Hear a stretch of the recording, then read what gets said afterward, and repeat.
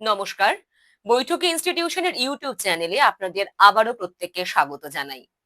আমরা প্রত্যেকেই জেনে গেছি যে গতকাল যোগ্য শিক্ষকরা যে রিভিউ পিটিশন দাখিল করেছিল সুপ্রিম কোর্টে সেটা খারিজ হয়েছে। সুতরাং আবার একটা নতুন সমস্যার সম্মুখীন হচ্ছে সকল মানুষজন। সেই সমস্যাটা ঠিক কেমন? কারণ যোগ্য শিক্ষকদের যৌথ মঞ্চ থেকে বলা হচ্ছে তারা আবার নাকি সুপ্রিম কোর্টের কাছে আবেদন করবে যাতে তারা পরীক্ষা দেবে, সেই জন্য 3 মাস পরীক্ষা পিছনো হয়। এই নিয়েই একটা সমস্যার সম্মুখীন হয়েছে এবং সকল পরীক্ষার্থী একটা সংশয়ের মুখে পড়ছে যে আবার কি তাহলে এসএলএসটি পরীক্ষা 3 মাস পিছিয়ে যেতে পারে। কিন্তু যোগ্য শিক্ষকরা যাদের রিভিউ পিটিশন খারিজ হলো তাদের এখন একটাই কথা যে আমরা পরীক্ষা দেব, কিন্তু তার জন্য আমাদের নির্দিষ্ট সময় দিতে হবে, অর্থাৎ 3 মাস পরীক্ষা পিছোতে হবে, তবেই কিন্তু আমরা পরীক্ষা দেব। রাজ্য সরকার স্কুল সার্ভিস কমিশন তাদের পক্ষ থেকে যোগ্য অযোগ্যের তালিকা না দেওয়ার জন্য সকল যোগ্যদের চাকরি চলে গেল। এর দায় স্কুল সার্ভিস কমিশনের, এর দায় রাজ্য সরকারের দুর্নীতির। বিচার ব্যবস্থার প্রতিও আমরা ধীরে ধীরে ক্রমশ আস্থা হারাচ্ছি। আর পরীক্ষা যদি দিতেই হয়, এসএসসি 2016 প্যানেলের যারা নট স্পেসিফিক্যালি টেন্টেড আর যারা অলডিজাবেল আমরা তারাই দেব।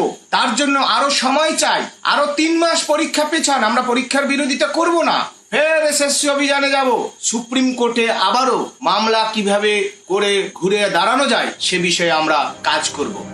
এই নিয়ে তারা আবার সুপ্রিম কোর্টের কাছে যাবে, অর্থাৎ সুপ্রিম কোর্টের দ্বারস্থ হবে বলেই এমনটাই আমরা প্রত্যেকটা সংবাদ মাধ্যম থেকে জানতে পারছি।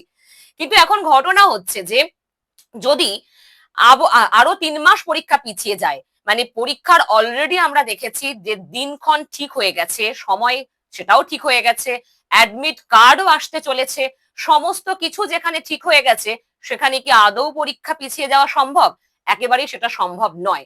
সুতরাং তোমরা যারা বারবার আমাকে প্রশ্ন করছিলে যে ম্যাডাম তাহলে কি 3 মাস আবার পরীক্ষা পিছিয়ে যাবে, আমরা যে এত প্রিপারেশন নিলাম তাহলে কি করব, তোমাদের জন্য খুব ভালো খবর এটা যে পরীক্ষা অবশ্যই পিছবে না। কারণ যদি পরীক্ষা পিছিয়ে যায় তাহলে কোনো মতেই সুপ্রিম কোর্টের যে অর্ডার ছিল যে ডিসেম্বরের মধ্যে সমস্ত প্রক্রিয়া কমপ্লিট করতে হবে, সেটা কিন্তু কোনোভাবেই হতে পারে না। ডিসেম্বরের মধ্যে সবকিছু করতে হলে অবশ্যই সেপ্টেম্বরের 7 আর 14 তারিখে পরীক্ষা যেটা ঘোষণা হয়েছে সেখানে পরীক্ষা নিতে হবে। তাই যারা ভাবছো, এখনো যারা ভয় পাচ্ছ, আর এই জন্য যাদের পড়াশোনায় একটু ঘাটতি আসছে, তারা আবার যেরকম পড়ছিলে সেরকম ভাবে পড়ো, বারবার রিভিশন করো, মাথায় রাখবে পরীক্ষা কিন্তু পিছবে না। এবার কিছু প্রশ্ন উঠে আসবে, তাহলে কি আবার মামলা হবে? যদি মামলা হয় তাহলে তো পরীক্ষা নিশ্চয়ই হবে না। মাথায় রাখবে যে সুপ্রিম কোর্টের যে অর্ডার সেটা কিন্তু ডিসেম্বরের মধ্যে কমপ্লিট করতে হবে, সুতরাং আর এসব কিছু হওয়ার সম্ভাবনা যথেষ্ট কম।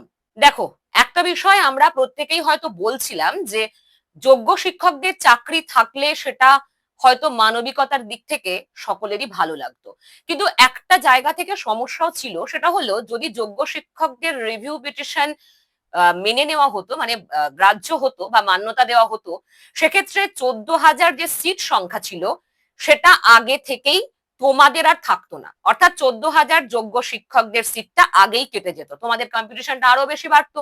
একদিক থেকে যোগ্য শিক্ষকদের যে রিভিউ পিটিশন খারিজ হলো সেক্ষেত্রে কিন্তু তোমাদেরও অনেকটা সুযোগ বেড়ে গেল, অর্থাৎ সিট সংখ্যাটা যেটা আগে আমি বলেছিলাম তোমাদের সেটাই থাকছে, তোমাদের কাছে অনেকটা বড় সুযোগ থাকছে। তাই যারা এই সব নানান দিক থেকে নানান কথা শুনে প্ররোচিত হচ্ছ, তারা কোনো দিকে কান না দিয়ে নিজের পড়াশোনা খুব ভালোভাবে চালিয়ে যাও। সেপ্টেম্বরের 7 তারিখ 14 তারিখে পরীক্ষা হবে, তাই পিছন ফিরে তাকানোর সময় আমাদের আর হাতে একটুও নেই, সময় নষ্ট করার সময় একদম নেই। ভালোভাবে পড়াশোনা করো, বারবার মক টেস্ট দাও। বৈঠক ইনস্টিটিউশন তোমাদের জন্য মক টেস্ট সিরিজ লঞ্চ করে দিয়েছে, তোমরা আশা করি প্রত্যেকে জানো। যারা জানো না তাদের জন্য বলছি, পরীক্ষার এই প্রস্তুতির জন্য কিন্তু খুব বেশি প্রয়োজন মক টেস্ট।